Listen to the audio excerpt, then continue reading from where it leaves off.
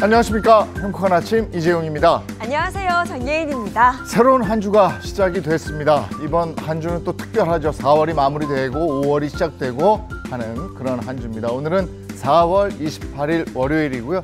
참 빠르다 싶은 세월입니다. 네, 시간이 정말 빠릅니다. 정말 며칠만 지나면 가정의 달 5월인데요. 5월은 또 행사가 많은 달이기도 하죠. 어린이날, 스승의 날, 어버이날, 이 따뜻한 마음을 전할 기회가 많다는 뜻이기도 합니다. 5월을 앞두고 있으면 보고 싶은 사람들, 평소에 고마웠던 분들 생각이 나잖아요. 지체하지 마시고 바로 전화 한 통화 하시기 바랍니다. 네, 소중한 사람들과 더 가까워지는 계절, 그 출발에 서 있는 오늘입니다. 오늘 행복한 아침, 여러분의 마음을 조금 더 따뜻하게 채워드릴 이야기로 준비했습니다. 자, 월요일 행복한 아침 본격적으로 시작합니다.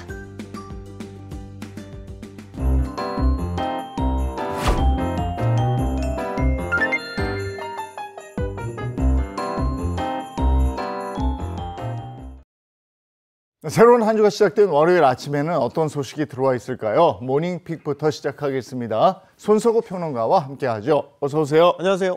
네, 첫 번째 모닝픽 어떤 겁니까? 네, 첫 번째 모닝픽은 관세 전쟁, 최악은 지났나입니다. 네, 미국과 중국이 관세를 두고 수위 높은 발언을 이어가다 지난주에는 갈등이 다소 누그러지는 듯한 분위기가 또 만들어졌다고요? 네, 그렇습니다. 도널드 트럼프 미국 대통령이 최고 145%에 달하는 대중 관세를 2, 3주 안에 조정하겠다라고 밝히면서 이 세율 인하 가능성을 시사했고요. 또 스캇 베센트 미국 재무장관도 미중 갈등이 완화될 것이라고 발언했죠. 자, 중국이 여기에 화답하듯이 미국을 향해 대화의 문이 열려 있다는 입장을 냈고요. 미국산 반도체 8종에 대한 관세를 철회하면서 미중 갈등이 완화될 것이라는 기대가 커졌습니다. 물론 여전히 상호 간 최고 수위의 보복 조치들을 시행하고 있지만 여기에서 상황을 더 악화시키지 않고 대화와 협상을 통해서 풀어보겠다는 의사를 보였다는 점에서 미중 관세 전쟁이 최악의 상황은 비켜가고 있다는 데 무게가 실리고 있습니다. 네, 이렇게 상황이 개선될 조짐을 보이니까 증시가 바로 반응을 했어요. 그렇습니다. 줄곧 조정을 받아왔던 미국 뉴욕 증시 지난주 오랜만에 반등에 성공하는 모습을 보였는데요. 기술주 중심의 나스닥 지수 6.73% 급등했고요. S&P 500 지수는 4.59% 뛰었습니다. 이 관세 전쟁이 최악의 국면은 지났을 것이라는 기대감이 작용하면서 투자자들이 주식을 다시 사들이기 시작한 것으로 보입니다. 지난주 국내 증시도 미국과 중국의 무역 갈등이 완화될 수 있다는 기대감에 상승세를 이어갔습니다. 코스피는 주간 기준으로 2.53% 오르면서 2,540선 위로 올라왔습니다. 그렇다면 이번 주 증시 전망은 어때요? 미국과 중국의 갈등이 지금 수그러들고 있는 만큼 주식시장의 변동성은 다소 완화될 것으로 기대를 모으고 있습니다. 그동안 낙폭이 컸던 종목들의 경우에는 이 저가 매수세가 들어오면서 주가가 반등을 보일 가능성도 제기되고 있고요. 아울러 국내외 증시는 이번 주 본격적인 실적 시즌에 돌입해서 이 빅테크들의 1분기 실적 성적표에 따라서 주가가 좌우될 수 있습니다. 국내에서는 삼성전자와 LG화학, 또 SK이노베이션 등의 실적 발표가 예정돼 있고요. 미국에서는 거대 기술 기업 가운데 애플과 마이크로소프트, 아마존, 메타가 실적을 발표합니다. 또 우리는 6.3 대선을 앞두고 이번 주에 각 당의 대선 후보가 확정된다는 점도 국내 증시의 투심을 좌우할 수 있는 변수로 꼽히고 있습니다. 네, 지난주에는 우리나라도 미국과 첫 통상 협상을 가졌는데 여러 가지 안건이 나왔습니다만은 역시 알래스카 LNG 사업 이 부분이 또 핵심 쟁점으로 떠오르고 있어요. 그렇습니다. 알래스카 액화 천연가스 개발 프로젝트가 되겠죠. 미국이 우리나라에 참여를 요청하고 있는 상황입니다. 트럼프 행정부는 관세 협상에 있어서 한국이 이 프로젝트에 참여할 경우에는 관세 혜택을 줄 수 있다라는 뜻을 내비치고 있는데요. 우리 정부는 아직까지 신중한 입장입니다. 꼼꼼히 따져봐야 할 게 많거든요. 우선 해당 프로젝트는 알래스카 북부 노스슬로프의 포인트 톰슨 가스전에서 LNG를 추출해서 남부 해안가를 거쳐서 해외로 수출하는 계획입니다. 알래스카는 미국에서 두 번째로 천연가스 매장량이 많은 지역으로 매장량은 우리나라가 10년간 쓸 수 있는 규모가 되겠습니다. 일단 매력적으로 보이는 프로젝트긴 한데 이게 리스크가 또 있겠죠? 네, 일단 알래스카 지역이 험지잖아요. 네. 그러니까 알래스카의 혹한을 뚫고 이 1,300km에 달하는 가스관을 새로 깔 만큼 경제성과 수익성이 있는지 불확실한 상태고요. 또한 이게 장기 프로젝트인데 미국 정부가 바뀌고 나서도 지속 가능한지 여부도 불투명합니다. 우리 정부로서는 이런 제반 상황들을 모두 점검하고 따져본 후에 프로젝트 참여 여부를 결정해야 되는데 말씀드린 대로 미국은 이 알래스카 프로젝트를 협상 카드로 우리에게 들이밀고 있으니까 곤혹스러운 상황이죠. 대만은 일찌감치 프로젝트 참여를 결정했고요. 구매 투자 의향서를 체결했다고 합니다. 다만 우리는 현재 권한대행 체제이고 곧 새 정부가 들어설 예정이어서 다소나마 미국 측으로부터 시간을 벌 수 있는 상황이긴 합니다. 우리로서는 최대한 이런 정치적 상황을 내세워서 검토할 수 있는 시간을 벌고 신중하게 협상을 진행해야 될 것으로 보입니다. 협상에서는 급한 사람이 그리고 더 필요한 사람이 좀 불리하게 돼 있는데 네. 미국이 더 급한 것 같더라고요. 좀 잘 보면서 협상을 해주셨으면 좋겠네요. 자, 다음 픽은 뭡니까? 네, 두 번째 모닝픽은 한국가마군공사입니다. 네, 한국가마군공사에게 공공기관을 조롱하는 듯한 그런 말인데요. 어쩌다 이런 단어까지 나오게 된 건지 자세히 좀 전해주시죠. 네, 말씀하신 대로 이제 누리꾼들 사이에서 공공기관 조직 문화와 관련한 논란이 계속되면서 이를 조롱하는 단어까지 등장을 한 겁니다. 문제의 발단, 지난달 코레일 소속 고위 간부가 자신의 자녀 결혼식에 이 부하 직원들을 사적으로 동원한 사실이 드러나면서부터인데요. 공공기관 조직 문화의 민낯이 다시 한번 도마 위에 올랐다, 이런 불만이 쏟아지고 있습니다. 일반적으로 뭐 직장 조직원들은 동료나 상사의 결혼식에 참석을 하죠. 그렇죠. 네. 근데 참석하는 거하고 이제 완전히 동원돼서 거기서 일을 하는 거하고는 다른데 이게 아직도 그런다는 게 희한합니다. 사적으로 동원됐다는 거예요. 네, 그렇습니다. 이 코레일 본부장 A씨는 자신의 딸 결혼식을요, 대전의 한 공원에서 전통 혼례 형식으로 치렀습니다. 그런데 이 과정에서 A씨는 부하 직원들에게 이 신부가 탄 꽃가마를 직접 매는 가마꾼 역할을 맡긴 겁니다. 네. 한 방송사의 보도로 이런 사실이 알려지면서 논란이 되자 A씨는 직원들이 자발적으로 참여한 것이라며 좋은 뜻에서 함께한 행사라고 설명을 했지만 내부적으로 비판이 끊이질 않고 있습니다. 일부 직원들은 설령 자발적이었다고 하더라도 상급자가 오히려 나서서 만류해야 했다고 지적을 하고 있습니다. 이 공공기관의 뿌리 깊은 위계적 문화가 여전히 남아있다라는 비판까지 나오고 있는 상황입니다. 뭐 자발적이었다 이렇게 포장하기에는 뭐 상당히 민망한 상황이면 틀림이 없는 것 같은데요. 이에 대해서 코레일 측의 입장은 어때요? 네, 코레일 측은 현재 사태를 엄중히 보고 있습니다. 사장 주재로 긴급회의를 열었고요. 주요 경영진을 대상으로 윤리교육을 진행하겠다고 밝혔습니다. 또한 외부 노무법인을 통해 감사를 의뢰해서 사실관계를 조사한 뒤에 이 결과에 따라서 후속 조치도 검토하겠다고 덧붙였습니다. 자제분이 친구나 후배가 없는 모양이군요. 이런 거는 주로 친구나 후배가 그렇죠. 하는데 네. 오죽하면 이랬을까. 그래도 그러면 안 되는 거죠. 그럼요. 네, 조직 문화를 한번 전반적으로 점검해야 되겠다 싶네요. 자, 다음 모닝픽은요. 네, 세 번째 모닝픽은 이곳저곳 활기입니다. 이곳저곳 활기. 관련 소식 자세히 좀 전해주시죠. 네, 행사와 홍보를 진행하면서 활기를 띠고 있다는 소식인데요. 먼저 문화체육관광부와 한국방문회위원회에서 이 한국을 방문하는 외국인들을 대상으로 하는 2025 환영 주간 행사를 개최했습니다. 지난 25일에 시작해서 5월 16일까지 진행되는 이번 행사는 외국인 관광객이 몰리는 시기에 맞춰서 관광 편의성을 높이고 한국 방문에 대한 긍정적인 경험을 제공하기 위해서 기획됐는데요. 이 기간 동안 인천국제공항, 또 김포국제공항 등에서 환영 부스를 운영하면서 외국인 관광객을 맞이할 예정이라고 합니다. 외국인을 대상으로 하는 환영 부스라고 하니까 우리나라만의 그런 고유한 요소들을 잘 살려서 뭔가 신경을 쓰지 않았을까 싶은데 네. 구체적으로 어떻게 좀 꾸몄을까요? 네, 한국 전통 공예품을 테마로 구성되어 있는데요. 한국의 규방 공예라든지 한지, 또 이 자개와 같은 우리나라 전통 공예품을 선보이고 있습니다. 이뿐만 아니라 지역별로 관광지를 추천해 가면서 여행에 유용한 정보들을 제공하고 있습니다. 네, 저도 한번 방문해 보고 싶다는 생각이 드는 행사인데요. 이게 다가 아니죠. 이뿐만 아니라 도시에 직접 방문해 가면서 홍보를 진행한 곳도 있다고 합니다. 네, 그렇습니다. 바로 양산시인데요.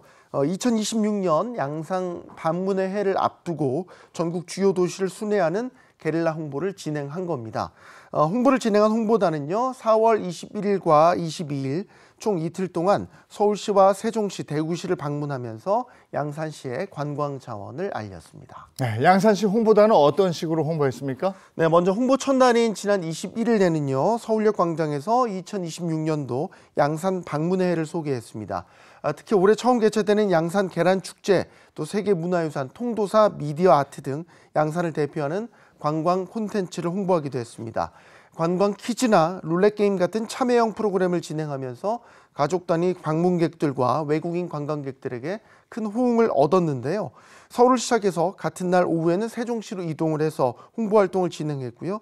다음 날 22일에는 동대구로 향해서 양산의 매력을 알렸습니다. 저런 경우는 서로가 좋겠네요. 네. 그 지자체 측은 홍보하면서 이익도 챙기고 저기에 참여하는 관광객들, 시민들, 뭐 외국인들 다 같이 즐겁고 추억도 쌓고 뭐 이런 건 좋습니다. 그죠? 네. 자, 다음 픽은요. 네 번째 모닝픽은 대장암 막는 이것입니다. 네, 대장암이라면 한국인에게 가장 많이 발생하는 암 질환 중 하나입니다. 그런 대장암의 발병을 막을 수 있다. 이거 네. 정말 반가운 소식인데요. 네, 대장암을 막는 이것 바로 비타민 D가 되겠습니다. 오. 최근 전 세계적으로 젊은 성인층을 대상으로 이 대장암 발병률이 증가하고 있는데요. 폭스뉴스 등 외신 보도에 따르면요, 헝가리 연구진은 국제영양학 학술지에 발표한 논문에서 적절한 비타민 D 수치를 유지하는 것이 대장암 발병 위험을 낮춘다고 밝혔습니다. 연구진은 대장암 환자와 비타민 D 결핍이 있는 성인 130만 명 이상의 데이터를 분석했는데요. 비타민 D 수치가 높은 사람은 이 낮은 사람보다 대장암 위험이 25% 낮은 것으로 나타났습니다. 특히 비타민 D를 가장 많이 섭취한 여성은 가장 적게 섭취한 여성보다 대장암 발병 위험이 무려 58%나 낮은 것으로 나타났습니다. 비타민 D가 굉장히 중요하다는 얘기 많이 들었거든요. 네. 이게 야외 활동을 좀 하고 햇빛 좀 보고 이래야 생성이 되는 거잖아요. 근데 요즘에는 다들 실내에서만 생활하니까 이런 연구가 굉장히 활발하다면서요. 네, 그렇습니다. 이 연구진은 비타민 D가 염증을 줄이고요, 또 암세포 사멸을 촉진해서 종양 성장을 억제하는 데 역할을 한다고 설명했습니다. 또 장벽을 강화하고 유해 박테리아를 차단하는 데도 도움을 준다고 덧붙였습니다. 이런 효과 덕분에 비타민 D는 대장암 환자의 생존율을 높이고 대장암으로 인한 사망률을 낮추는 데도 긍정적인 역할을 하는 것으로 분석됐는데요. 연구진은 다만 아직 명확한 인과관계를 입증하기 위해서 추가적인 대규모 임상시험이 필요하다고 덧붙였습니다. 네, 보통 비타민 D는 보충제로 많이 섭취하는데 이렇게 좋다는 이야기 나오면 막 또 과도하게 섭취할까도 걱정이 되긴 합니다. 주의할 점은 어떤 게 있을까요? 네, 이 비타민 D 보충제는요, 반드시 의사와 상담 후에 복용하는 것이 안전한데요. 특히 다른 약물과 충돌할 수 있고요. 과다 복용하게 되면 오히려 독성이 생길 수 있기 때문에 혈액 검사로 수치를 확인한 다음에 적정 복용량을 정하는 게 좋습니다. 또 일주일에 2번 이상 오전 10시부터 오후 4시 사이에 5분에서 30분 정도 햇빛을 쬐는 것도 좋은 방법이 되겠고요. 연어나 참치 같은 지방이 많은 생선이나 또 달걀 노른자, 일부 버섯류를 먹는 것도 비타민 D 섭취에 도움을 줄 수 있다고 합니다. 그 왜 외국의 부유한 어르신들 보면 그 하와이 같은데 이런 휴양지 해변에서 네. 수영복만 입고 저렇게 맞아요. 걸어다니고 거기서 책 읽고 이러잖아요. 오. 이게 비타민 D 아닙니까? 우리가 그럴 여유는 없더라도 하루에 뭐 일정 시간 햇빛을 보는 습관을 좀 들여야 될 것 같아요. 자, 오늘 여기까지 하겠습니다. 손석호 평론가와 함께했습니다. 고맙습니다. 고맙습니다. 고맙습니다. 네, 맑고 포근한 날이 이어지고 있습니다. 다만 지난 주말에 산불 소식이 좀 있어서 걱정이 됐었는데요. 자세히 알아보도록 하겠습니다. 문단영 기상캐스터 나와주세요. 네, 지난 주말 사이에 강원 인제에 발생한 산불은 금방 사그라들었습니다. 주 중반까지는 비 없이 맑은 하늘이 예상돼 화재 예방에 각별히 유의하셔야겠습니다.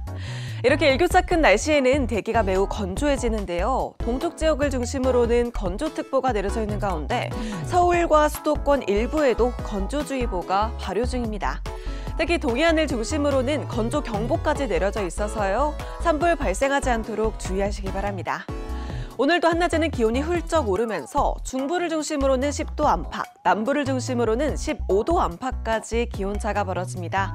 낮에는 잠시 벗어두더라도 아침 저녁에는 가벼운 외투를 꼭 챙겨주시기 바랍니다. 오늘 하늘은 맑고 대체로 청정합니다. 다만 오전까지 서울과 인천은 미세먼지 농도가 일시적으로 높아지는데요. 이후에는 대기 확산이 원활해지면서 공기질을 회복하겠습니다. 자세한 한낮 기온은 서울이 20도, 대전 22도, 대구 24도까지 오르면서 어제와 비슷한 날씨를 보이겠습니다. 이번 주 대체로 맑고 일교차 큰 날씨가 이어집니다. 모레부터는 기온이 더 오르겠고요. 목요일에는 오후부터 전국에 비 소식이 있습니다. 지금까지 날씨 전해드렸습니다.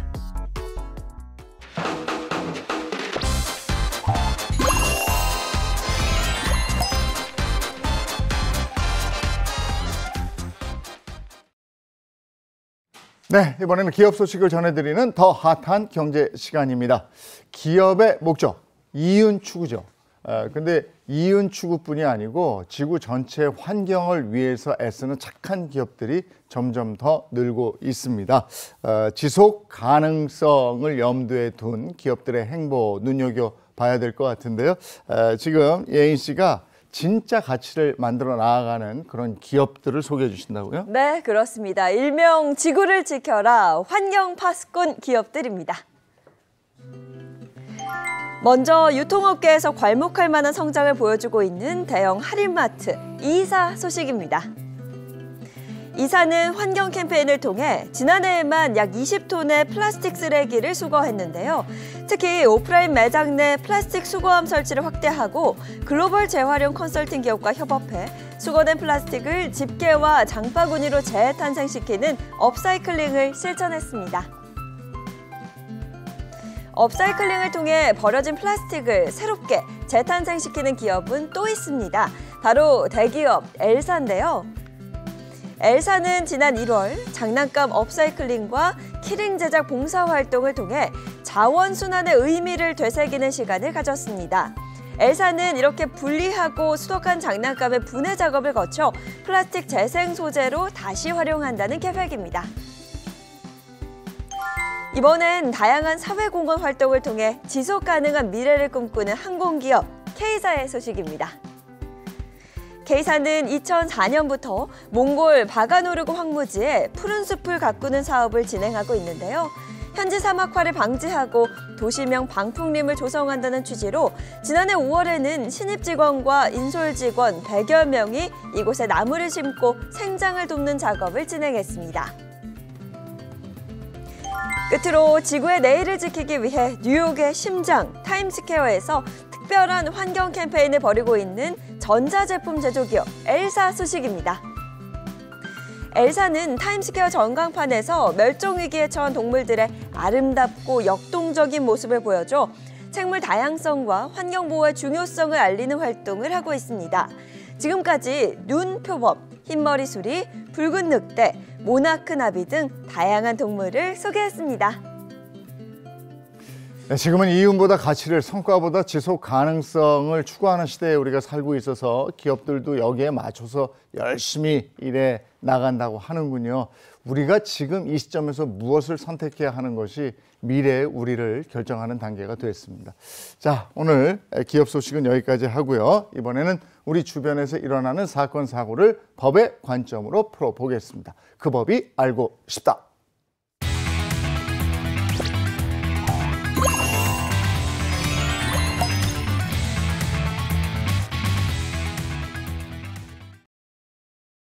네, 행복한 아침 함께하고 계신 지금 시각이 7시 49분을 넘어섰습니다.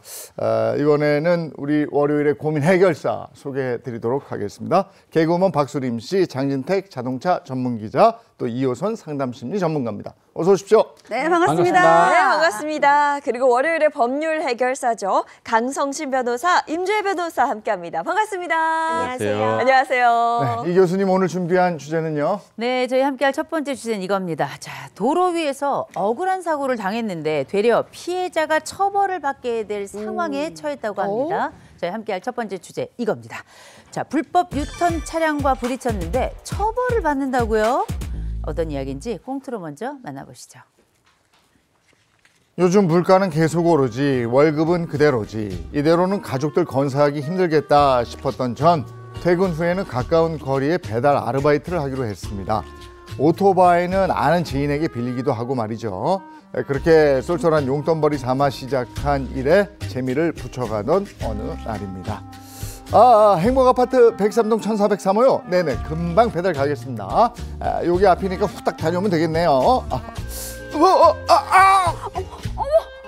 세상에, 어머 괜찮으세요? 이보세요. 위험하게 갑자기 불법 유턴하고 이러시면 어떡해요. 더군다나 여기 어린이 보호 구역이잖아요. 이거 안 보이세요? 죄송해요. 뒤에 오토바이는 오는 줄 몰랐어요. 팔다리지. 진짜. 그러니까 안 좋은 운전을 좀 하셨어야죠. 아니 근데 듣고 보니 기분 나쁘네.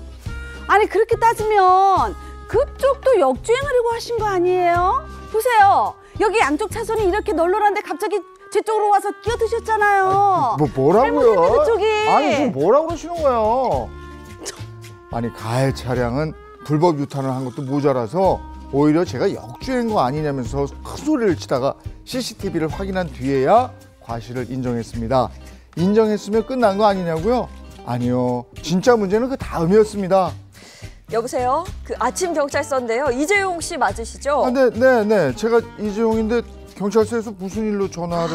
그 다름이 아니라 그 얼마 전에 행복아파트 근처에서 교통사고 나셨잖아요. 그것 때문에 그 조사받으러 나오시라고 전화드렸습니다. 예. 제가 저 피해 조사 받으러 가면 된다 이런 말씀이신 거죠? 무슨 말씀이세요? 지금 이재용 씨 오토바이가 그 책임보험에 가입돼 있지 않아서 그것 때문에 경찰 조사 받아야 한다고 그 말씀 드리는 거예요. 그 나오셔야 돼요, 그거. 그러니까 무보험이요? 무보험이요. 알고 보니 제가 빌린 오토바이는 책임보험도 들지 않은 무보험 오토바이였다는 건데요.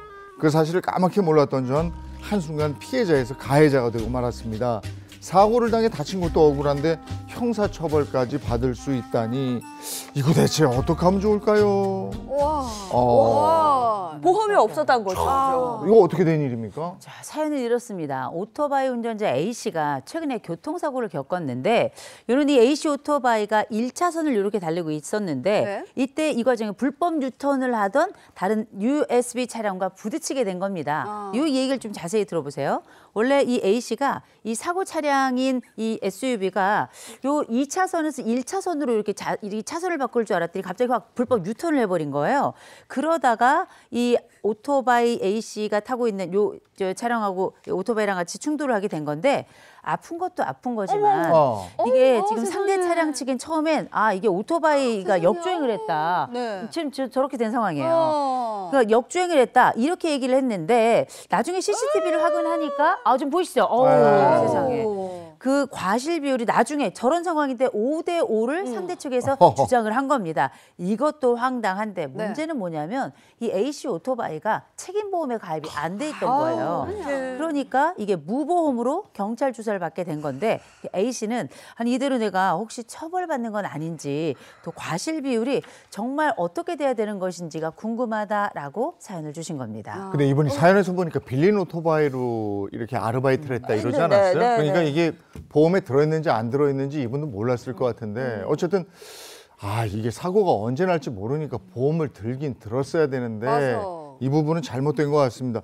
왜 가입을 안 했을까요? 맞습니다. 지금 빌린 오토바이니까 이 오토바이 소유주가 누구냐에 따라서 법적 판단 좀 달라질 수는 있겠지만 네. 한 가지 확실한 점은요. 보험은 꼭 들어야 됩니다. 근데 보험료 때문에 사실 특히 오토바이 운행자분들 보험 안 드시는 경우 종종 발생해요. 생각보다 보험료가 굉장히 높습니다. 이런 부분들 때문에 사실 재작년부터요. 그러니까 생업용 오토바이가 아니어도 적어도 책임보험은 반드시 들도록 의무화해 두고 있습니다.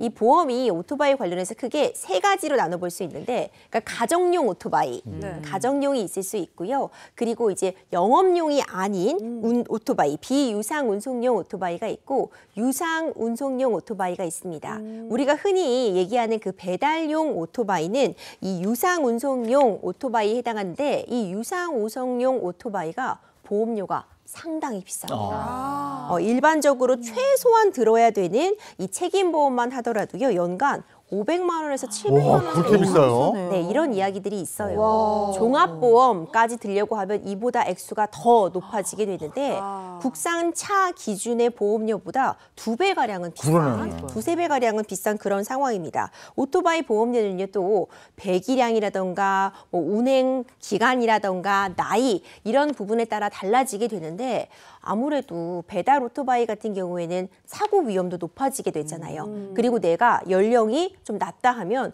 보험료가 더 비싸지게 되니까 맞아요. 최초에 등록할 때만 일단 한번 보험을 들고 그 다음에는 갱신하지 않는 그런 사례들이 좀 종종 발생하고 있습니다. 근데 사연에서는 오토바이가 무보험인지 나는 몰랐다 이거거든요. 근데 이 몰랐어도 처벌을 받을 수 있는 거예요? 일단은 여기서 우리가 그 사고 과실 여부 정도는 조금 차치하고 보더라도 이 오토바이에 변호사님 방금 말씀하셨던 것처럼 책임보험 가입하지 않은 것 자체가 그냥 법 위반이긴 해요. 그러니까 법 위반인데, 일단 뭐 이런 경우에는 자동차 손해배상 보장법에 따라서 진짜 이걸 형벌을 부과하고 있는 정도의 수준이란 말이죠. 근데 몰랐다. 내가 누구 건지도 몰랐고, 그렇지. 뭐 아버지가 그 갖고 있었던 오토바이였는데 그거를 타고 왔을 때 당연히 우리 아버지가 뭐 들었는 줄 알았다.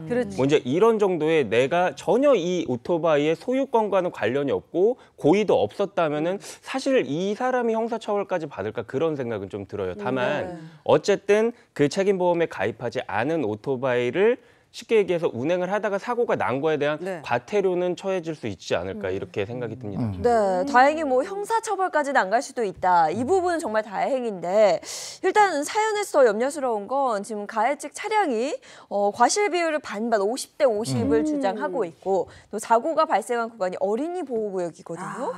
이런 상황에서 과실 비율 어떻게 될지가 참 궁금합니다. 그 저희가 영상에서 봤다시피 네. 50대 50은 어렵지 않을까요? 좀 제가 봤을 때는 좀 터무니없는 주장 맞아요. 같거든요. 그 사실상 이 오토바이 같은 경우에는 그냥 뭐 속도까지는 제가 잘 모르겠습니다만 자신이 1차선으로 그냥 운행을 그대로 가던 하고 길을 가는 있었어요. 거예요. 네. 그리고 뭐 역주행을 주장을 했으나 역주행이 아니라 정말 다가오는 차를 피하다가 그러게 말이에요. 살짝 중앙선을 넘어간 거지 저게 어떻게 역주행이라고 할 수 그렇지, 있겠어요. 그렇죠. 다만 이제 자동차의 경우에 보면은 2차선에서 곧바로 유턴을 하려고 1차선을 심지어 그냥 그대로 들어가서 중앙선을 넘어버립니다. 그리고 심지어 저 장소가 유턴을 하는 장소가 아니에요. 유턴을 하는 장소도 아니고 어린이 보호구역 안에서 있었던 일이거든요.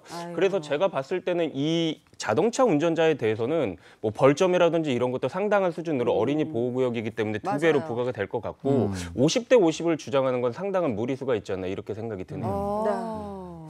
그런데 지금 요 피해자인 사연자가 지금 무보험이라는 이유로 이제 조사를 받고 있는데, 반대로 이게 좀 궁금한데, 무보험 차량이나 이 오토바이에 사고를 당한 입장이라면 이 보상 받는 거는 어떻게 될지 좀 요것 좀 말씀해 주실 수 있으세요? 맞습니다. 사실 교통사고라는 게요, 누구에게나 일어날 수 있습니다. 내가 억울하게 누가 갑자기 뒤에서 박아서 교통사고를 당한 입장인데, 나는 종합보험에 잘 가입해 있는데 나에게 사고를 낸 가해 차량 운전자가 보험이 없다고 내가 배상을 못 받는다면 너무 억울한 일이 발생하게 되잖아요. 그런데 이런 일들 종종 발생하고 있습니다. 작년에 굉장히 크게 화제가 되었는데, 강남역에서 8중 추돌 사고가 있었어요. 당시에 이 가해 차량, 이 여성 운전자가요, 무면허, 무보험 상태였습니다. 어머머머. 이럴 때 사실 정말 많은 피해가 있었는데 과연 배상 어떻게 받느냐? 우리 행복한 아침 가족들을 위해서 제가 생활 속 법률 팁 전달해 드릴게요. 이렇게 가해 차량 운전자가 무보험일 때도 받을 수 있는 방법이 있습니다. 먼저 내가 운전할 때 보통 종합보험 가입되어 있잖아요. 그럼 내가 가입한 이 보험에 특이하게 무보험차 상해담보라는 게 들어있습니다. 그러니까 내 보험에 내가 이렇게 보험이 없는 사람으로부터 사고를 당했을 때를 배상하는 그런 규정들이 특약으로 되어 있어서, 이럴 때 내 보험사에서 먼저 나에게 손해배상을 해주고요. 있는데요. 이 보험사가 가해 차량에게 구상권을 청구하는 방식을 취할 수 있습니다. 두 번째 방법은 정부 보장 사업입니다. 정부에서 대신 보장을 해주는 경우가 있는데 모든 경우에 가능한 것은 아니고요. 뺑소니, 차량에 내가 사고를 당했다거나 아니면 이번 사안과 같이 무보험 차량 아니면 낙하물 사고 이런 경우에는 상대방이 보험이 없다고 해도 적어도 정부가 대신 보장해주는 그런 제도를 두고 있습니다. 마지막으로는 이제 가해자에게 직접 청구하는 방법 이것이 남아 있는데요. 그러니까 민사소송 제기할 수밖에 없습니다. 이 가해자에게 내 치료비, 위자료, 내가 일하지 못함으로써 받은 손해 이것들을 다 청구할 수 있는 건데 문제가 있죠. 이 가해자가 만약 이것을 낼 자력이 없다, 내가 돈이 없다 이렇게 나온다면 소송에서 이기더라도 마땅히 구제받을 길이 없을 가능성이 존재합니다. 그렇군요. 그러니까 이게 교통사고는 사실 누구에게나 일어날 수 있는 일이라서 이걸 대비하기 위해서 우리가 보험도 들고 하는 것인데 이거는 좀 내가 버는 수입에 대해서 좀 무리다 하더라도 잘 살펴보신 다음에 보험은 들어야 되는 것이고 운전하실 때는 아까 보니까 저렇게 마음대로 저렇게 하면 안 되는 거죠. 안 돼. 절대 안 되죠. 예. 네. 자, 다음 주제로 갈까요? 네, 두 번째 주제입니다. 요새 어르신들께 여쭤보면 제일 두려운 게 뭐냐? 암보다 치매다. 이런 얘기들 말씀하시는데 남 얘기도 아니죠.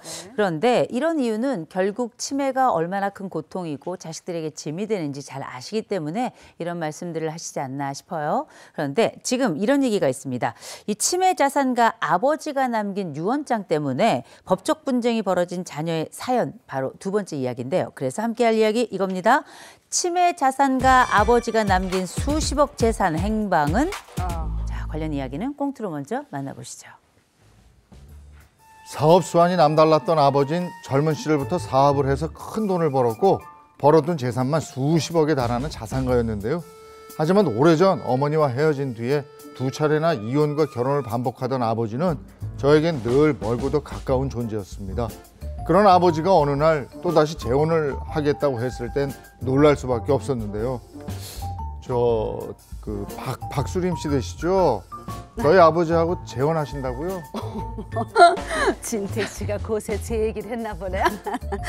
앞으로 진택 씨 걱정은 하지 마세요. 제가 다 알아서 챙겨드릴 테니까요. 그런데요, 저희 아버지가 지금 건강도 성치 않으시고 치매 진단도 받으셨는데 정말 괜찮으시겠어요? 그리고 제가 의심하는 건 아니고요. 왜 저희 아버지하고 재혼하시려는지 한번 여쭤봐도 될까요? 갑자기 후끈 달아오른다. 아니 설마 지금 저희 사랑을 의심하시는 거예요? 제가 우리 진택 씨 사정을 들어보니까 너무 안쓰럽고 해서 조금씩 챙겨드리다 보니까 정이 들었지 뭐예요. 저 다른 뜻은 아니었고요. 그러셨군요. 그럼 앞으로 저희 아버지 좀 잘 좀 부탁드립니다. 어머나 걱정 부끄러워요. 제가 이제부터 알아서 잘 모실 테니까요. 처음엔 건강도 좋지 않고 나이도 20살이나 넘게 차이 나는 아버지하고 재혼한다는 것이 미심쩍었지만 아픈 아버지를 정성껏 잘 모시겠다는 말에 그저 지켜볼 수밖에 없었는데요. 하지만 아버지의 결혼 생활은 그리 오래가지 못했습니다. 재혼을 한 지 얼마 지나지 않아 지병이 악화돼 돌아가시고 만 건데요. 문제는 아버지가 돌아가신 얼마 뒤에 벌어졌습니다. 아니 그게 무슨 말씀이세요? 아버지 재산을 새어머니가 모두 가져가신다고요? 재영이 너도 알다시피 우리 진택 씨가 나를 좀 많이 아꼈니? 나한테 재산을 다 남긴다고 유언장까지 작성했어. 아니 유언장이요? 아버지가요? 그래 여기 봐라 여기 봐라. 나 장진택은 건물과 재산을 모두 아내 박수림에게 물려준다. 아니 이걸 지금 저보고 믿으라는 말씀이신 거예요? 아니 아버지가 멀쩡한 자식들을 놔두고 그럴 리가 없잖아요. 그리고 아버지 통장에 있던 돈 이거 다 어디로 빼돌리신 거예요? 세상에 또 후끈 달아오르네. 빼돌린다니? 빼돌리긴 뭘 빼돌려? 아니 자네 아버지가 돌아가시기 전에 고생했다면서 다 나한테 넘긴 거야. 왜 그래? 아니 아버지하고 얼마나 사셨다고 무슨 고생을 그렇게 해요. 아니 저는 이대로 절대 못 넘어갑니다. 아버지가 남긴 유산도 찾고요. 혼인 무효 소송도 할 테니까 그렇게 알고 계세요. 알고 보니 아버지는 치매 중증 진단을 받은 상태였는데 새어머니는 아버지가 돌아가시자마자 50억이 넘는 돈을 아버지 통장에서 인출한 것도 모자라서 아버지가 작성한 유언장에 따라 남은 재산마저 자신의 몫이라고 주장합니다. 치매 아버지가 작성한 유언장 정말 효력이 있는 걸까요? 그리고 새어머니가 빼돌린 수십억 재산 다시 돌려받을 수 있을까요? 야, 이거는 받아야 되네요, 진짜. 야, 말도 안 되는. 아니 요즘에 치매 유언장 때문에 상속 문제가 생겼을 때 굉장히 다툼이 심하다는 얘기를 들었거든요. 이 자세한 얘기 좀 들어보죠. 네, 80대 자산가 이 A 씨가 2023년 봄 60대 조선족 출신의 여성 B 씨와 재혼을 합니다. 그런데 이 행복이 얼마 가지 못했어요. 왜냐, 2개월 뒤인 7월 초에 지병으로 이 A 씨가 돌아가시고 만 거예요.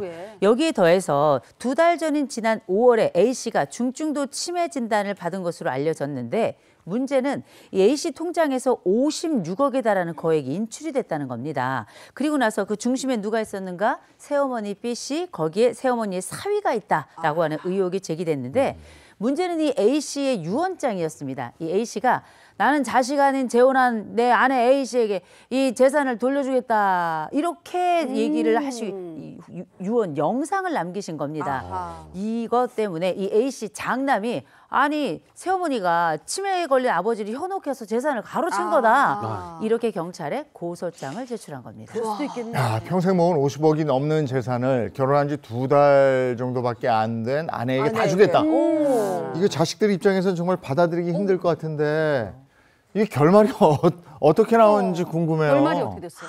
많이 떨리실 것 같은데 네. 결말부터 말씀드릴게요. 재산 새어머니에게 갔습니다. 그래요? 아니라고 하시네요. 아들이 사실 사기죄 혐의로 고소를 진행했던 거예요. 사기로 고소를 진행을 하게 된 건 워낙 금액이 컸습니다. 그러니까 특정경제처벌법상 이것은 진짜 사기에 해당할 수밖에 없다. 전혀 지금 제대로 의사 표현을 할 수 없는 단계였는데 허위로 이런 의사를 표시하게 하고 재산 처분을 하게 한 것이다 라고 주장을 했는데 수사기관에서는 받아들여지지 않았어요. 그러니까 아들은 이런 치매 증상이 있었기 때문에 아버지가 스스로 판단할 수 없는 상태임에도 재산 처분을 한 것이다 라고 했는데 이를 입증할 만한 증거가 없다는 거죠.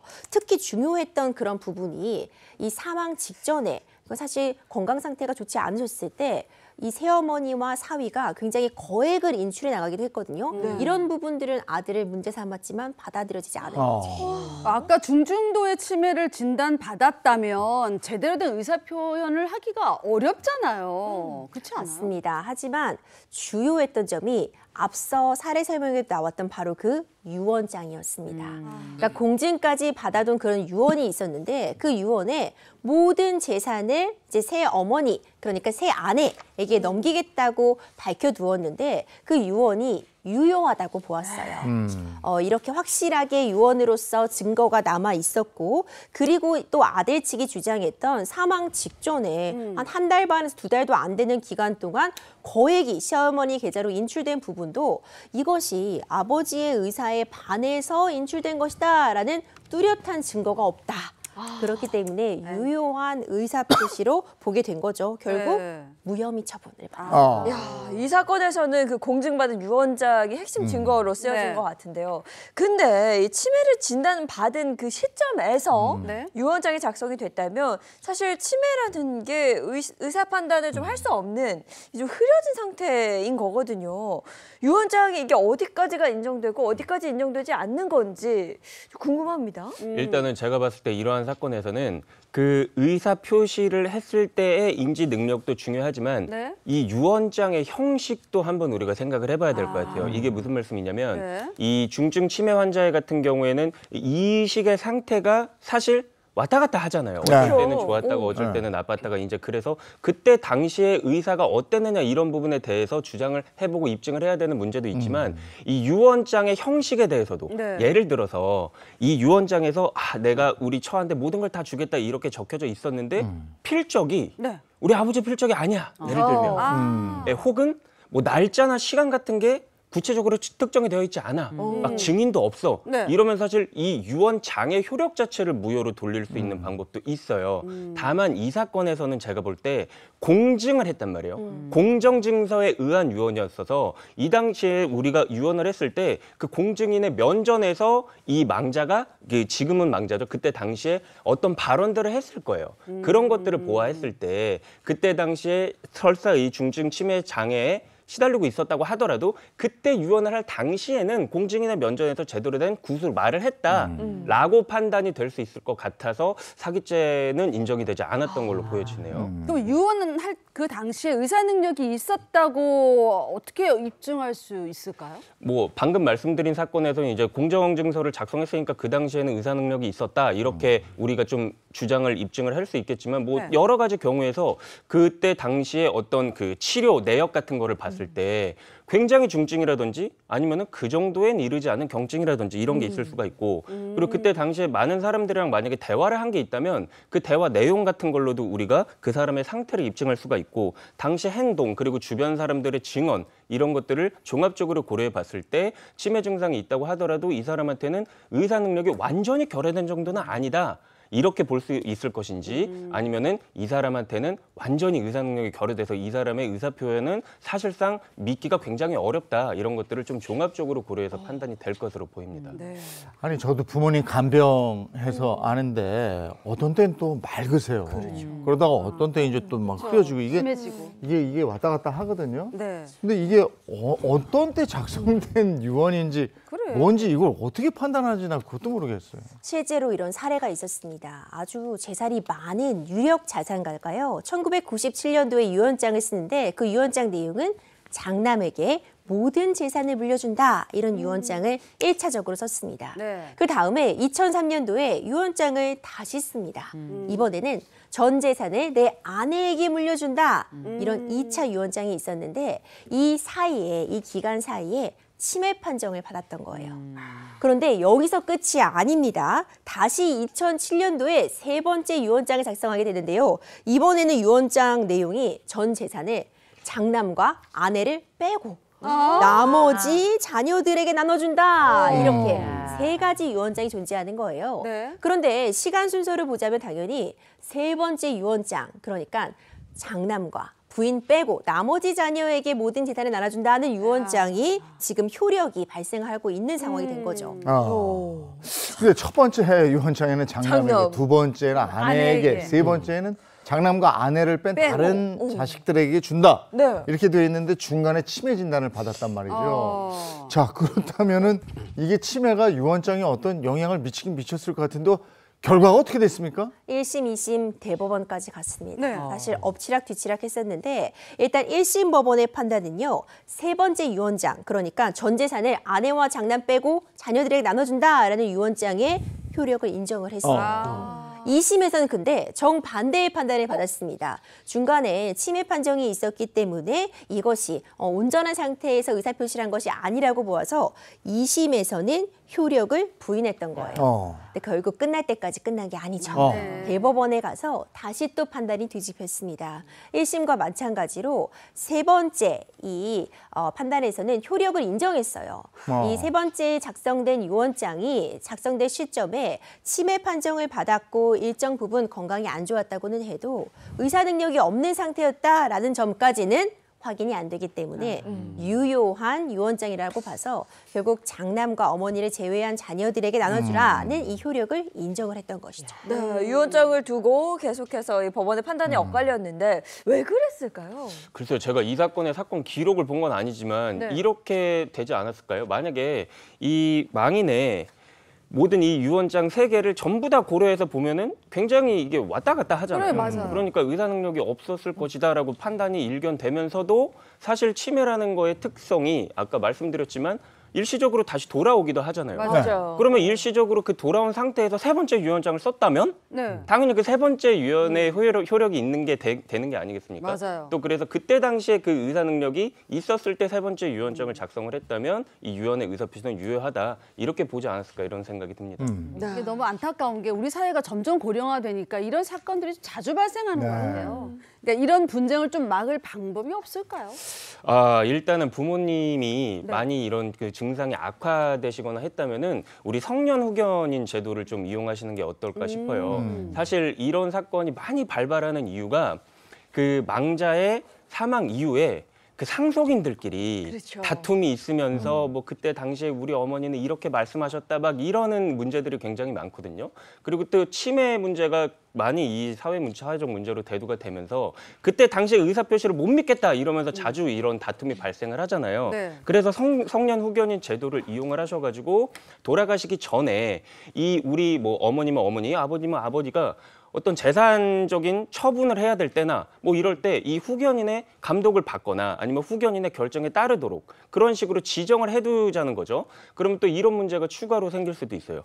이 성년 후견인이 본인의 자의대로 예를 들어서 뭐 첫째, 둘째, 셋째가 있는데 둘째가 성년 후견인으로 이제 지정이 됐어요. 네. 근데 임의대로 막 재산을 써버린다든지 뭐 이제 그럴 수도 있잖아요. 그래서 이 성년 후견인도 감독을 받을 수가 있단 말이에요. 그래서 이 성년 후견인의 재산적 어떤 처분 행위가 또 자기의 마음대로 이루어질 수 없는 부분이 있으니까 이런 제도를 좀 적극적으로 사용을 하셔서 어떤 분쟁을 미연에 예방하시는 게 어떨까 이런 생각도 듭니다. 우리 그 뒤에 사례에서 장남하고 어머니를 빼고 그러니까 나머지 자식들이 갖게끔 그렇죠. 법원에서 판결을 했잖아요. 근데 판사가 이렇게 할 수는 없나? 그냥 법대로 하세요. 그런가? 그러니까 다 배제하지 말고 다 이렇게 해서 법대로 나누세요. 잘 나눠라. 이렇게 할 수는 없는 모양이죠. 이렇게. 자, 여기까지 하겠습니다. 그 법이 알고 싶다였습니다. 고맙습니다. 고맙습니다.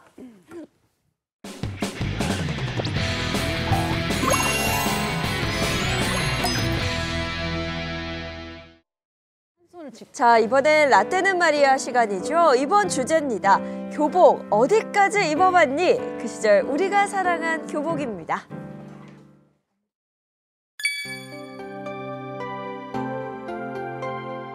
Stand by me, 날 바라봐줘. 아직 사랑을 모르지만 Stand by me, 날 지켜봐줘. 아직 사랑에 서툴지만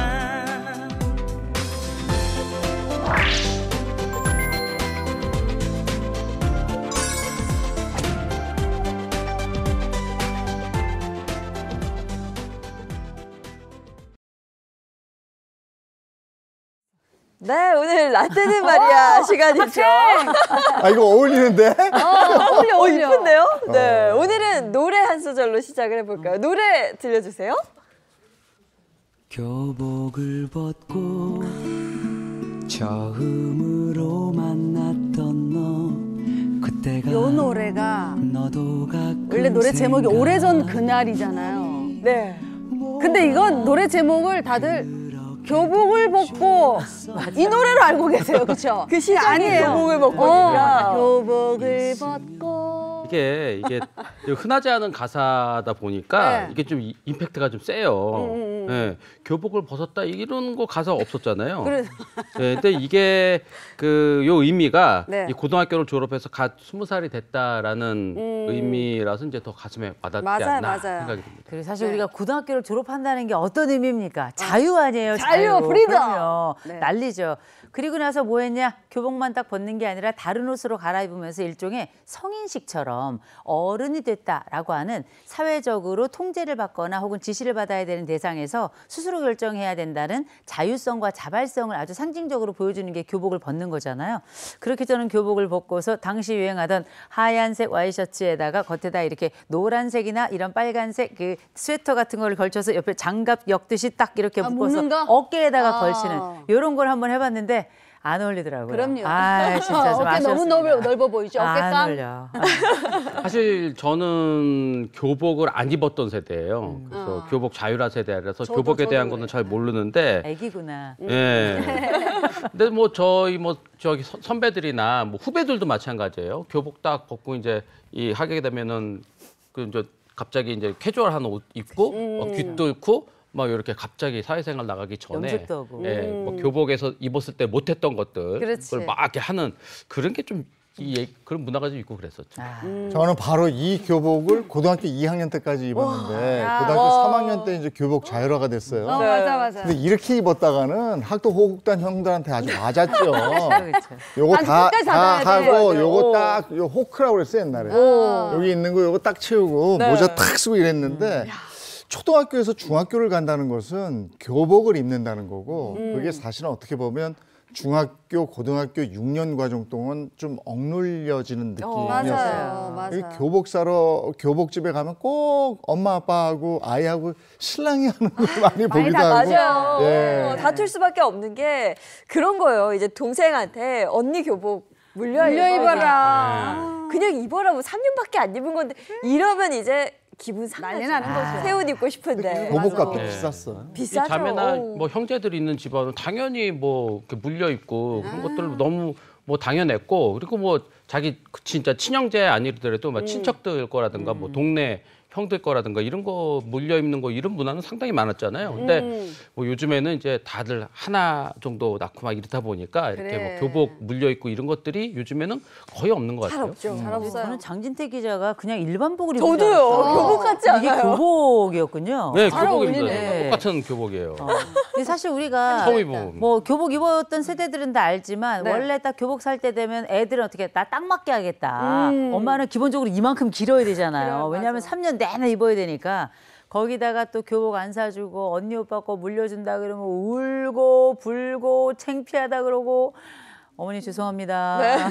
근데 교복은 단지 학교 옷이 아니라 시대를 초월한 청춘의 상징? 이렇게 생각하시면 될 것 같아요.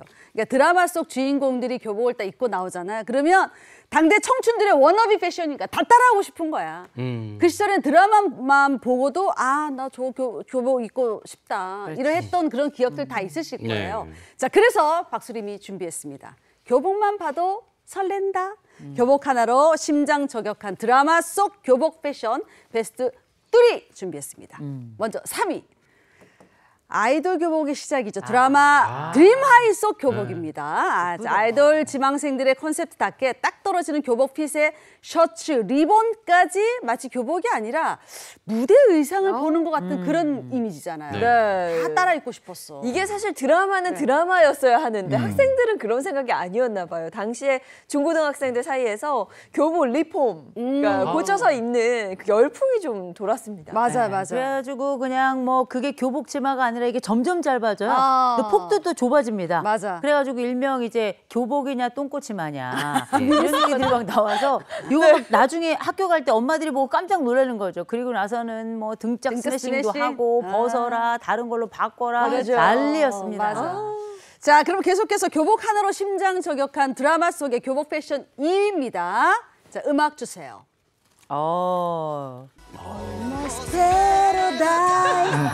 아침보다 더 눈부신 보기만 해도 너무 멋져요. 아, 이 노래 들어보시면 꽃보다 남자의 그 전설의 교복 다들 기억하시죠?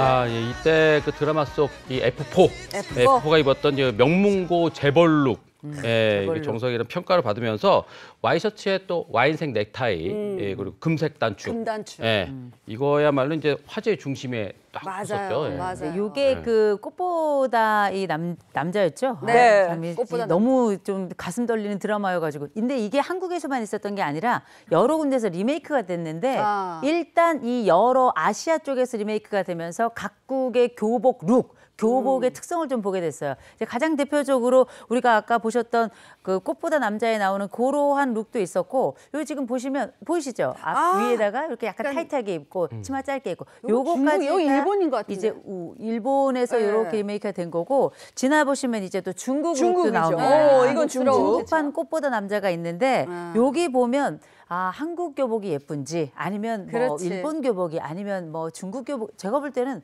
우리나라 교복이 제일 예쁜 것 같아요. 그럼 우리나라 지금 그죠? 우리나라 제일 예쁘죠. 자, 그럼 대망의 1위는 장 기자님 좀 두구두구 그럼 제대로 좀 해주세요. 두구두구두구두구두구두구두구 계속 해야 돼. 두구두구두구두구두구두구 야, 강균상! 겨울이면 무조건 이 스타일! 드라마 겨울연가 속에 배용준 씨하고 최지우 씨가 입었던 그 교복 패션입니다. 이때 이 드라마 여파 때문인지 베이지색 코트에 그 떡볶이 코트에 체크 목도리 코트. 엄청 유행했다고 하더라고요. 맞아요. 여기서 포인트가 이 목도리를 좀 이렇게 대충 둘러매야 된다는 건데 이 신경 써서 이렇게 딱 이렇게 각 잡아서 좀 매는 것보다 이렇게 약간 꾸안꾸 스타일이라 그래야 되나? 예, 이렇게 쭉 그냥 둘러 감는 거. 그렇죠. 예, 파란 머리에. 근데 이것도 이제 인물 좋은 애들이 하면 멋있고 저희 같은 사람들이 하면 그냥 너저분해요. 꾸질꾸질하죠. 제대로 매라 그래. 그래도 이제 핵심은 뭐냐, 떡볶이 코트 딱 입고 그 목도리가 흩어져 있을 때 누군가 이걸 다시 감아줘야 된다는 거. 그렇죠. 이게 이제 핵심이죠. 근데 우리한테 교복이라는 건 저 배용준 씨가 입었던 저 교복이죠. 지금 저희가 입고 있는 거. 맞아. 여기에 학교 마크, 여기에 학년 마크 달려 있고. 그렇죠. 그래서 반장하고 이랬던 사람들은 여기다 또 금배지 같은 거 하나 달고 다녔어요. 맞아. 그런 거예요. 네. 배용준 씨가 입었던 교복이 가쿠란? 아, 지금 이거 나오는 그 거. 학생은 모자를 얹은 거야, 쓴 거야? 아니, 저러고 다녔어요. 얹고 다녔어요. 근데 배용준 씨가 아니라 왜 저기서 고교 얄개가 보이죠? 근데 이게 1970년대 영화에서 보면 왜 교련복이라 했나 그랬죠? 얼룩덜룩했던 거. 네. 그런 것도 있고 아니면 이제 유명 관광지 같은 데 가서 보면 옛날 교복 착장하고 그렇게 사진 찍고 이런 맞아, 것들이 체험 굉장히 있는데 이 교복이 바로 1960년대, 70년대 교복하고 가장 유사한 형태라고 볼 수 있는데 요게 이제 1969년에 교복 평준화, 특히 이제 중학교 교복 평준화가 일어나면서 학교별로 유니폼 차이가 없애. 그래서 하나의 통일된 디자인을 갖게 됐고요. 그러니까 이제 물려 입었을 수도 있었던 거죠. 이때 여학생들은 왜 흰색 윙칼라, 여기 이제 이 그 감색 치마, 겨울에는 검정색 상하이 다들 기억하실 겁니다. 이렇게 통일이 됐었고 남자들은 기본적으로 교모라 그렇죠. 모자 아시죠? 모자 쓰고 그다음에 스탠딩 칼라 약간 딱딱했던 거 요렇게 있었던 까만색 상의를 입었고요. 여름에는 흰색이나 아니면 회색 교복 이런 걸 입었었는데 남학생들이 입었던 게 일명 가쿠란이라고 하는 여학생들은 또 세일러복 형태 이런 일정한 디자인이 1981년에 교복 자율화 시행 이전까지 계속 유지가 됐었죠. 그러니까 이 시기에 입학식 가면 내 아들을 못 찾겠어. 그렇지. 다 교복이 다 똑같고 다 깎아버리고 똑같은 모자 쓰고 있으니까 아들을 못 찾을 정도였어요. 그때 뭐 좀 부린다 하는 남학생들은 이렇게 동복 아까도 말씀하셨지만 동복 상의 목 부분에 후크하고 단추 한 2개 풀어. 그리고 교복 안에 목이 긴 흰색 그 티 있잖아요. 그걸 포인트로 멋을 부리게 많이 하고 다녔고 여학생 경우에는 상의는 기장을 좀 짧게 해요. 근데 허리 라인이 딱 들어가게 해가지고 입고 다녔죠. 스커트는 무릎 아래까지 그렇게 길게 한 게 특징이었다고 합니다. 그리고 흰색 카라도 풀 잔뜩 먹여서 빳빳했잖아요.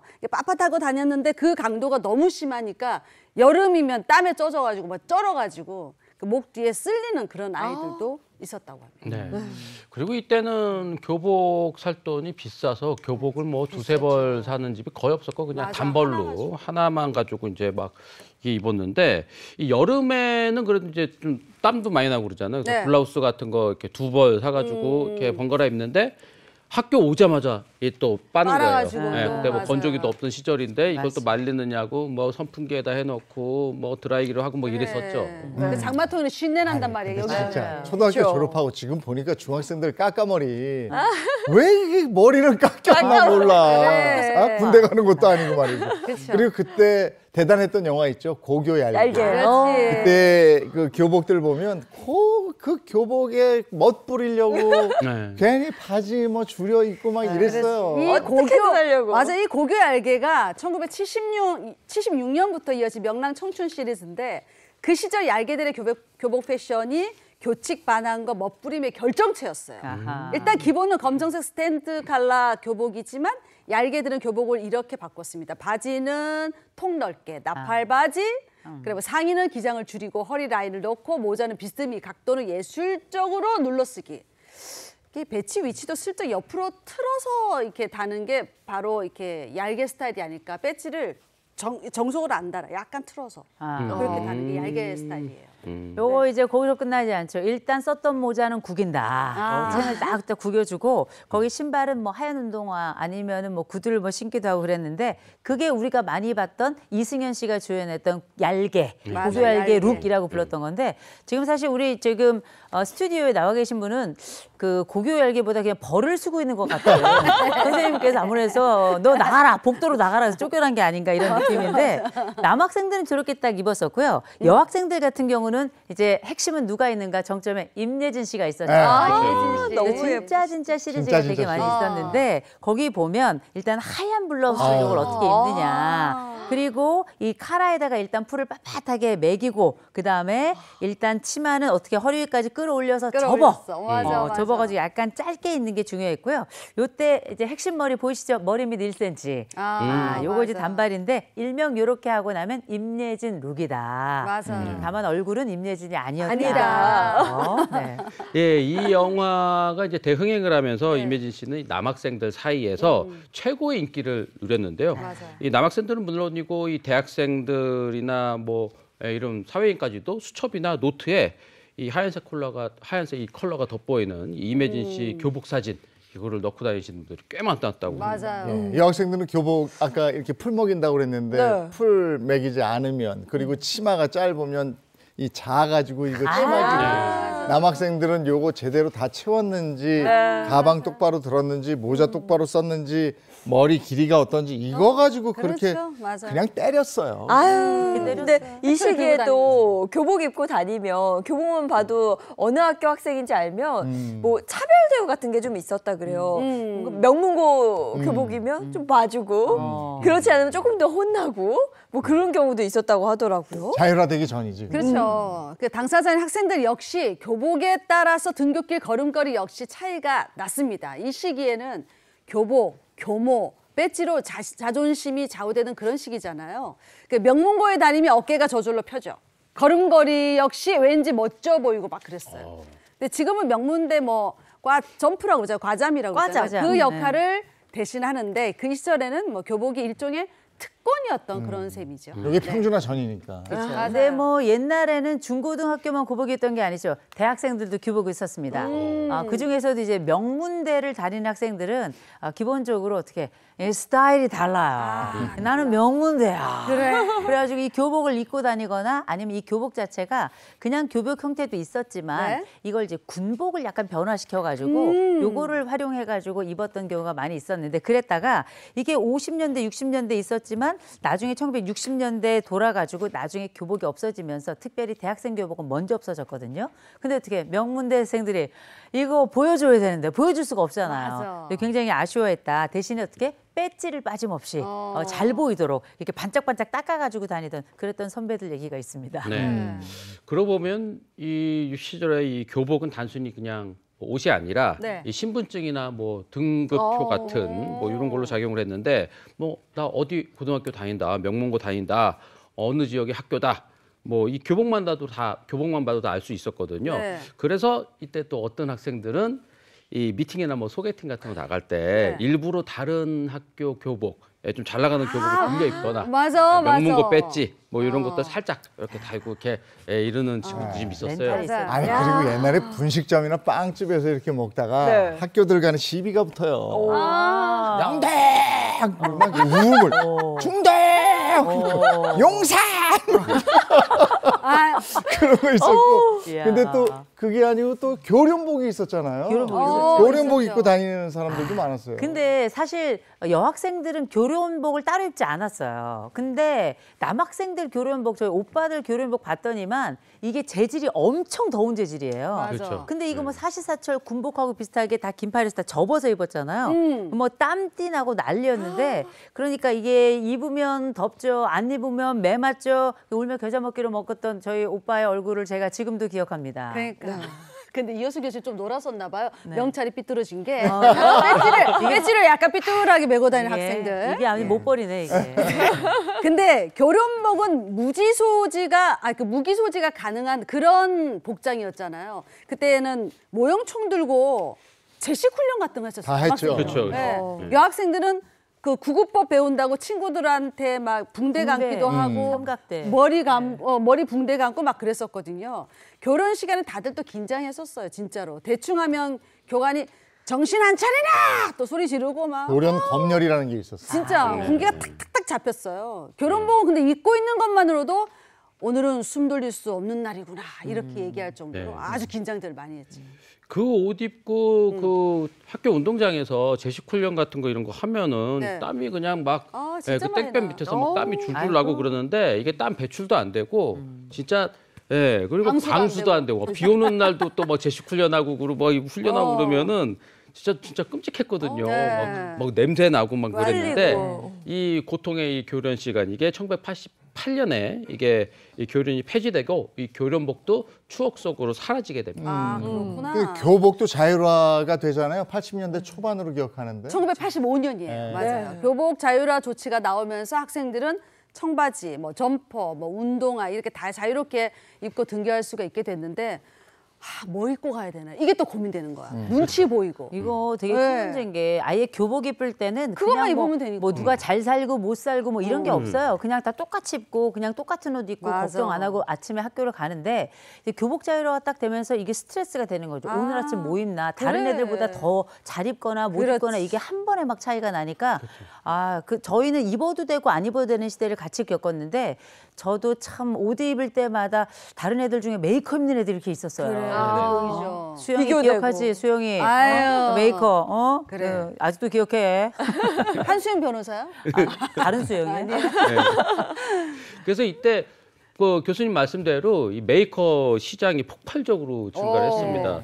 그 전까지는 뭐 이렇게 우리 잘 모르는 청바지, 뭐 조다시, 뭐 서지오바란테 뭐 이런 거, 서지오바란테. 이런 것들이 뭐 제일 유명한 메이커였는데 이때부터 이제 뭐 해외 좀 비싼 브랜드들 이런 것들이 등장하기 시작하면서 경쟁적으로 학생들이 이거 뭐 사기 시작을 했죠. 이러다 보니까 짝퉁 붐이 일었어요. 뭐 아디도스라든지 그럼. 나이스라든지 뭐 이런 거 막 하고 고무신에다가 이거 심지어 그림 그려서 신고 다녔던 친구 있어요. 맞아. 지금 그러니까. 아주 유명한 배우가 됐는데 그 친구가. 맞아. 그림 그려서 나이스. 맞아. 네. 그 1982년 기준의 조다시 청바지가 24,000원이었어요.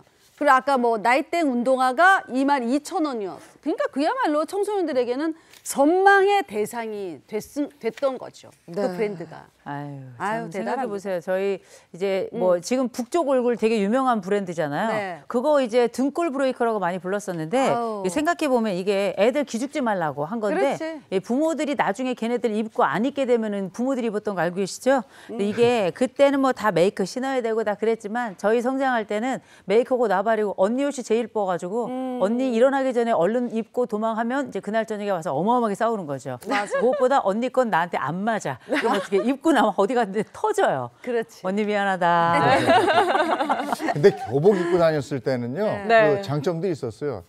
그 집이 뭐 하는 집인지 몰랐어. 그렇죠. 우리 그런 거 알 필요도 없었어요. 비교가 안 돼요. 얘 애나 나나 똑같이 그냥 교복 똑같은 거 입고 그냥 밥 때 되면 도시락 미리 까먹고 없으면 막 이게 그랬는데 우리 행복한 지금은 아침도 교복 입고 합시다. 지금은 너무 표가 나. 얘네 아빠가 뭐 하는지, 얘네 할아버지가 뭐 했던 분인지 이거 가지고 판단하니까 그런 씁쓸함도 있습니다. 자, 오늘 교복 입고 교복 얘기 한번 해봤습니다.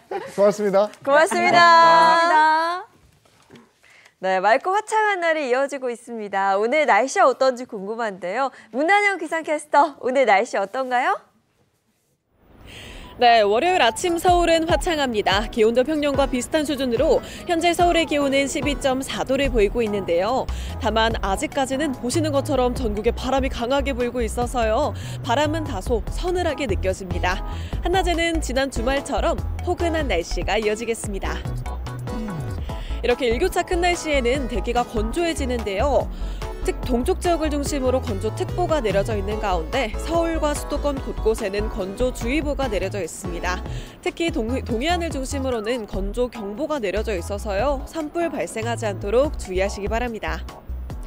오늘도 한낮에는 기온이 훌쩍 오르면서 중부지방을 중심으로는 10도 안팎, 남부지방을 중심으로는 15도 안팎까지 기온차가 벌어지겠는데요. 낮에는 잠시 벗어두더라도 아침 저녁에 입으실 얇은 외투 정도는 챙겨주시기 바랍니다. 오늘 하늘은 맑고 대체로 청정합니다. 다만 오전까지 서울과 인천을 중심으로는 미세먼지 농도가 일시적으로 치솟을 텐데요. 오후부터는 원활한 대기 확산으로 공기질을 회복하겠습니다. 자세한 낮 기온 보시면요. 서울이 20도, 대전 22도, 대구 24도로 어제와 비슷한 정도까지 오르겠습니다. 이번 주 대체로 맑고 일교차 큰 날씨가 이어집니다. 모레부터는 기온이 더 오르겠고요. 목요일에는 오후부터 전국에 비 소식 있습니다. 지금까지 날씨 전해드렸습니다.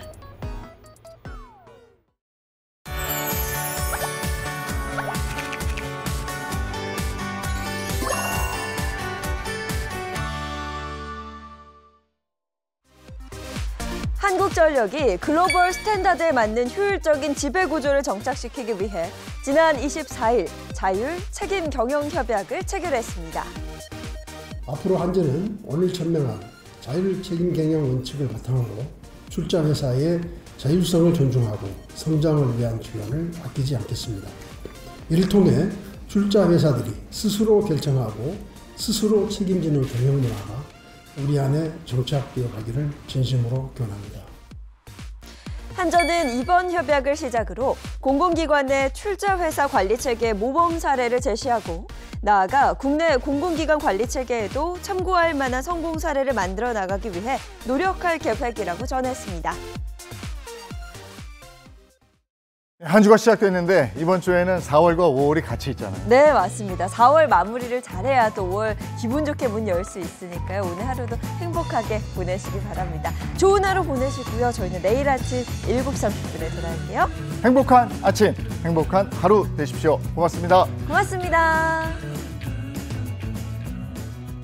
즐거운 하루의 세상 Play the next channel A